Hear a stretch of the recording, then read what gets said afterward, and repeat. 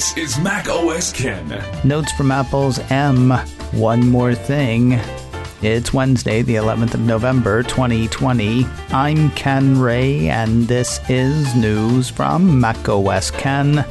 Brought to you by yours truly and sponsored by MacPaw, makers of Clean My Mac X. Your Mac as good as new. Learn more about Clean My Mac X and download it for free at macpaw.app/macosken. This show is also supported by people like you, patrons through Patreon. Find out more and add your support at patreon.com/macosken. With the year winding down, believe it or not, Apple decided it had time for one more thing. Not unlike Apple One, that one more thing yielded three things. Or four if you count the thing that powers the other things.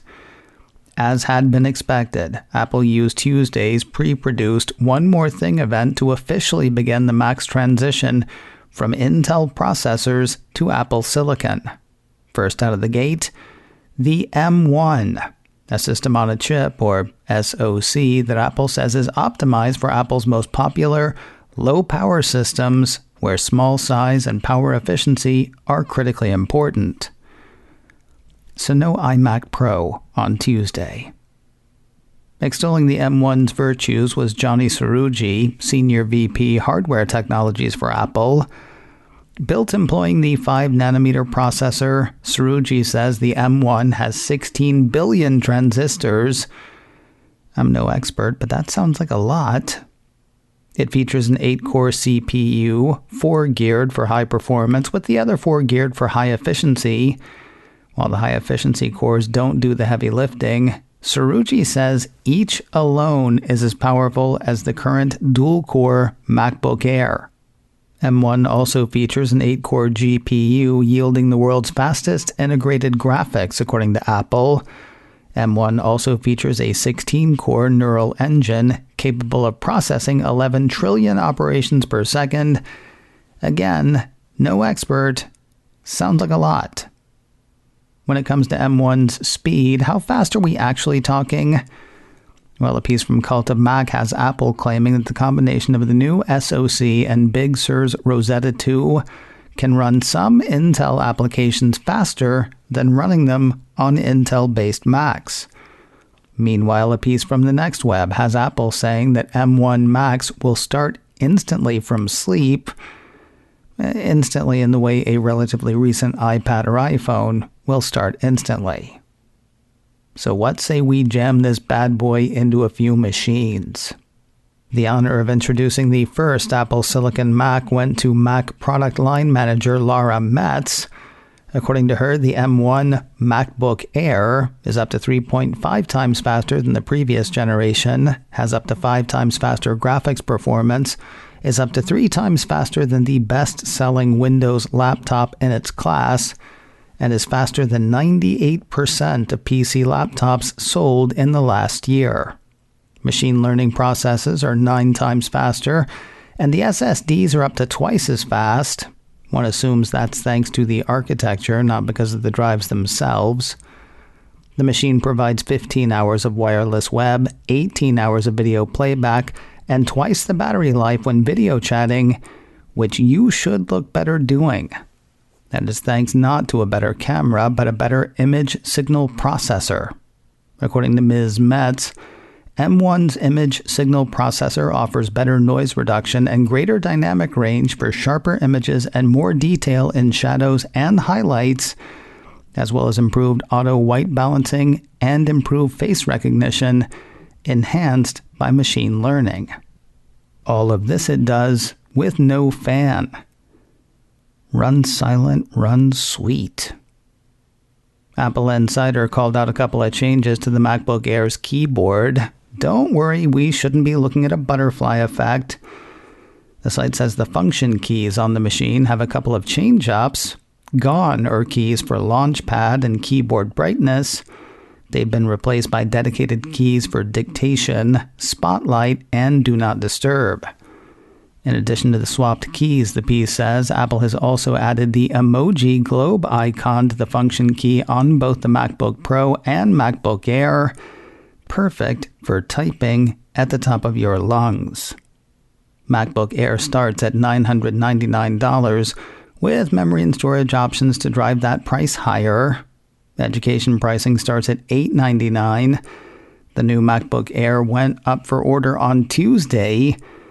That would be yesterday. As of this writing, entry-level configurations will ship next week, though adding memory or storage pushes those dates out. While there was no iMac Pro announced Tuesday, the desktop was not completely ignored. Tasked with introducing the next M1 Mac was Julie Brahms, Senior Manager, Hardware Engineering for Apple, who got to show off the new Mac Mini. This one is said to sport a 3 times faster CPU, 6 times faster graphics, and machine learning performance that's 15 times faster than its predecessor. The new Mac Mini starts at $699, $100 lower than the machine's previous starting price. As of this writing, entry-level configurations will ship next week, though adding memory or storage pushes those dates out. Now, there was one more Mac for the One More Thing event. Shruti Haldeya, Mac line manager, got to introduce the first M1-powered MacBook Pro, an update to the world's best-selling 13-inch notebook. According to Haldeya, the new 13-inch MacBook Pro features a 2.8 times faster CPU, 5 times faster graphics, and 11 times faster machine learning performance. The machine is said by Apple to be 3 times faster than the best-selling Windows laptop in its class. It provides 17 hours of wireless web use and 20 hours of video playback. The 13-inch MacBook Pro starts at $1,299, $1,199 for education pricing. As of this writing, entry-level configurations will ship next week, though adding memory or storage pushes those dates out. Okay, I pretend to hear you say, but I'm going to need a bigger display. Or in the case of the Mac Mini, a display. I pretend to hear you, and Apple has just the thing. You know that crazy expensive Pro Display XDR Apple makes? The one that starts at $5,000 minus the $1,000 stand? Mac Rumor says both the Mac Mini and 13-inch MacBook Pro will drive that and other 6K displays. That's a first for the Mac Mini, as well as a first for an entry-level 13-inch MacBook Pro. For wireless connectivity, another piece from Mac Rumor says Apple's new machines support Wi-Fi 6. According to the piece, Wi-Fi 6 brings faster speeds, expanded network capacity, lower latency, and improved power efficiency. Its inclusion in the new machines comes as a little surprise. More and more routers are supporting the protocol. Apple also started including it in devices earlier this year, beginning in March with the release of iPad Pro. Now, if you're wondering about plug-and playability, Apple's new machines sport and support USB 4. CNET has posted an incredibly in-depth piece about that. If I'm reading it correctly, it'll keep using the USB-C connectors with which Macs have shipped for the past few years. The change is internal and should be speedy. According to the piece, USB 4 offers data transfer at up to 40 gigabits per second, double USB 3.2 speeds.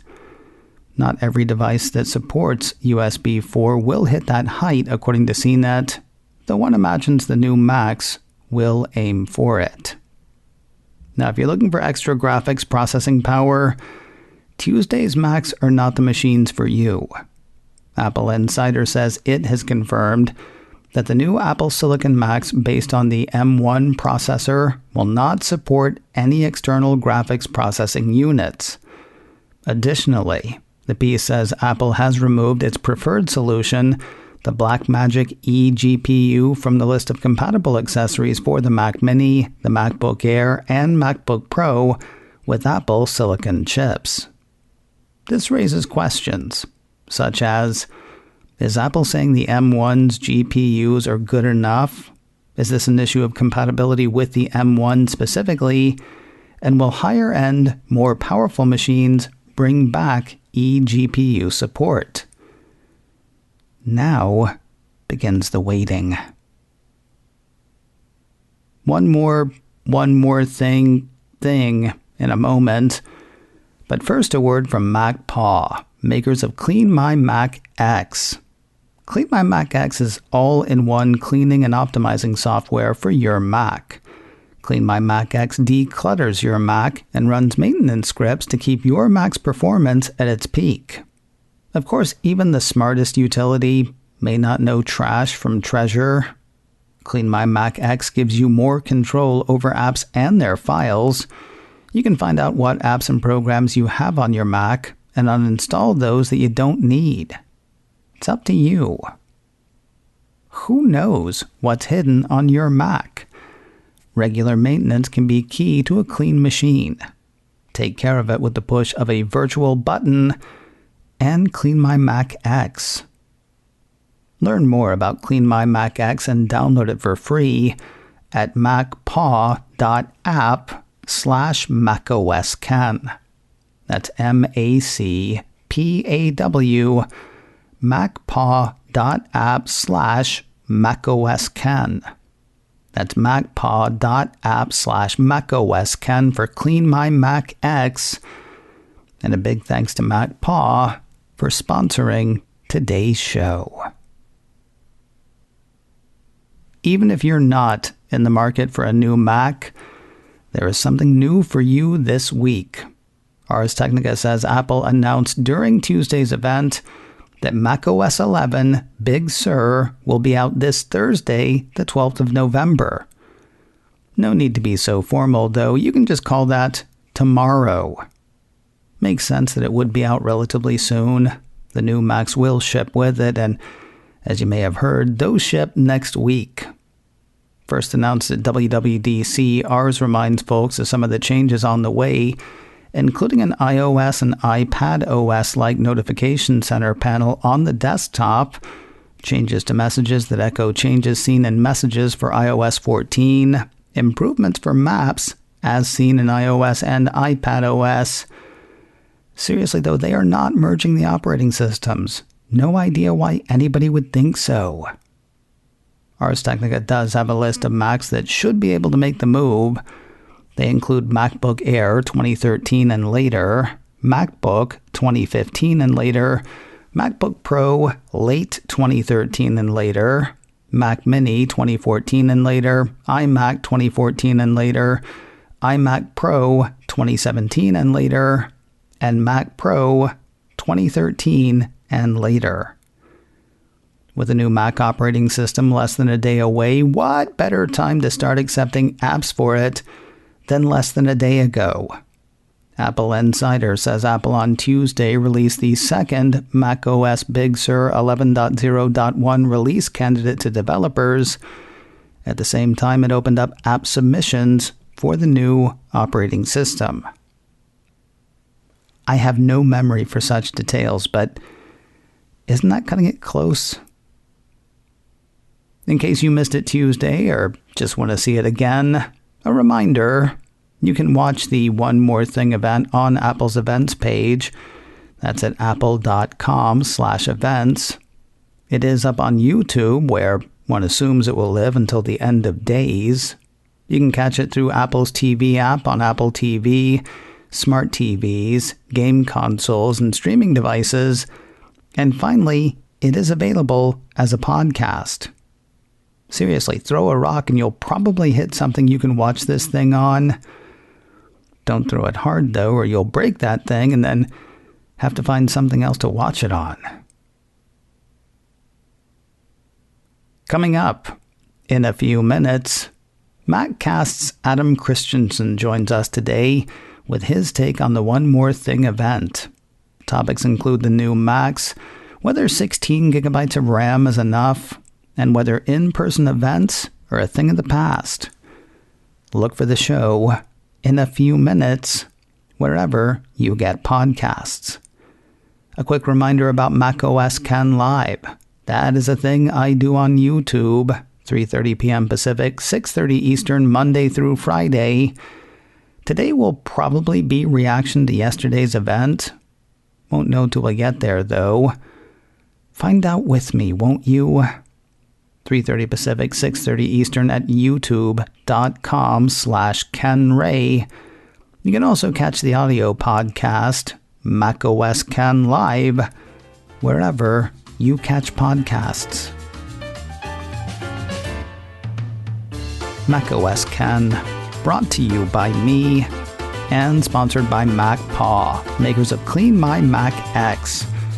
Learn more about Clean My Mac X and download it for free at macpaw.app/macOSCan. This show is also supported by people like you, patrons through Patreon. Find out more and add your support at patreon.com/macOScan.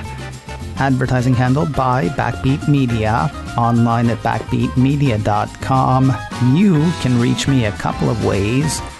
info@macoscan.com or call 716-780-4080. Until next time, that is news from macOS Can. I'm Ken Ray.